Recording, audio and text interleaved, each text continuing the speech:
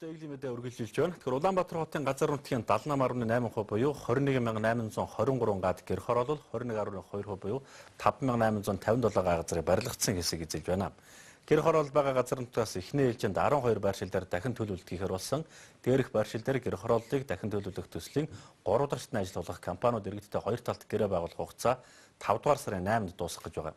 Үйл ажиллагааны гол чиг болсон гэр хорооллыг дахин төлөвлөх үйл ажиллагааны журамд зааснаар дахин төлөвлөлт хийх тухайн байршил дээр оршин сууж байгаа иргэдийн 75-аас доошгүй хувийн саналыг компаниуд авч байж бүтээн байгуулалтын ажлаа цаашид үргэлжлүүлэх эрхтэй болох юм а. Гэр хорооллын дахин төлөвлөлт хийхээр сонгогдсон Баянзүрх дүүргийн 8-16 дугаар хороонд Баган төргөө компанитай хамтран ажиллаж байгаа Master Properties Consulting компаниг гүйцэтгэх захирал Алтан сүхийг бид студид орж ажлын явцын талаар үзэгчтэй хүнд мэдээлэл өгөх гэж байна. Танд орой өндөр төргий. Та бүхэнд орой өндөр төргий. Тэгэхээр иргэдтэй хоёр талд гэрээ байгуулах компаниудад олгогдсон 30 хоногийн хугацааг ер нь дийлэнх компаниуд маш давчуу байна гэж хэлээд байна. Хугацаа яагаад юм хангалтгүй байна вэ? За, иргэдийн хувьд бид нар дийлэнх нь дэмжиж хүлээж авч байгаад бас баяртай байгаа юм. За, хугацаа яагаад хангалтгүй гэж бас хэлмээр байна гэхээр за бид нар бол 300 гаруй айлтай гэрээ байгуулах ёстой. За, айлуудын дийлэнх нь бол дэмжиж хүлээж авч байгаа. За, айлуудаас гадна за жишээлбэл манай байрал дээр гэхэд аж ахуй нэгжүүд өөрсдөө явуулдаг талбайтай иргэд бол нэлээд олон байгаа. За энэ хүмүүстэй за аж ахуй үйл ажиллагаа явуулж байгаа компаниудтай бол 30 хоногийн дотор тохиролцсон гэдэг бол өөрөө биелүүлэхэд маш хүнд даалгавар. За бид нэр сая за Японы олон улсын хамтын ажиллагааны байгууллагын шугамар хэрэгжиж байгаа төслийн багийн хүмүүстэй бол бас уулзалт зохион байгуулсан. За эдний туршлагаас сонсоход за Японд за манайтай яг ижил төстэй гэх юм уу за 30-аас 50 га дээр явж байгаа төлөлт бол бас л нэг 200-аас 300 айл байдгийн байна.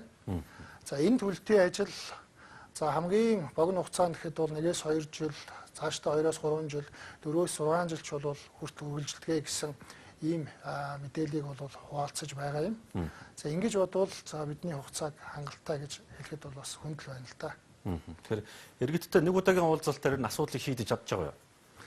За иргэдтэй нэг удаагийн уулзалтаар асуудлыг шийдэх боломж бол өөрөө маш бага. Ягаад гэвэл газар үйл хөдлөх хөрөнгө гэдэг бол тухайн хүмүүсийн суур хамгийн гол өмч. Тэр хүмүүс өөрсдөө бодох ёстой. За бид нэр хангалттай бүрэн дүрэн мэдээлэл өгөх ёстой. За ингээд иргэд маань бас олон талаас нь хэрэгцүүлж бодсны үр дүнд за айл талын эрх ашигт нийцсэн шийдвэр гаргах ёстой гэж үзэх юм бол нэг удаагийн шийдвэрээр тэднээс шийдвэр гаргатгаа гэж бол шаардах боломжгүй л дээ. Ер нь нэг иргэнтэй хамгийн багадаа хэдэн удаа уулзаж байна? За иргэдтэй дундчаар бол нэг 2-3 удаа уулзаж байгаа гэж хэлж болно. За цаашлаад 3-4 удаа уулзахч бол шаардлага гарах үе бол байна.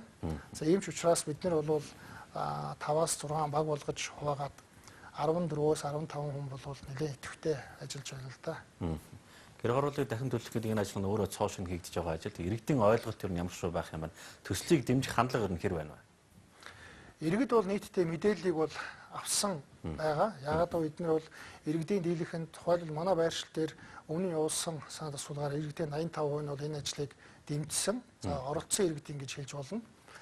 Харин тухайн ажлын мөн чанар нь юу юм бэ? Ямар өгөөж өгөх юм бэ гэдэг талаар бол бас хотын зүгээс за бусад их усрээс авсан мэдээлэл бол тэр болгон жигд хүрсэн хангалттай гэж бол хэлэхэд хүнд байна. За баярлалаа тэр үзэгчтэй гэр хорооллын дахин төлөвлөлтөнд оролцож байгаа Баган төргөө компанитай хамтран ажиллаж байгаа Master Properties Consulting компани гүйцэтгэх захирал Алтан сүх та хүнд иргэдтэй хоёр талд гэрээ байгуулах ажлын явцын талаар мэдээлэл өглөө. Амжилт хүсье танд.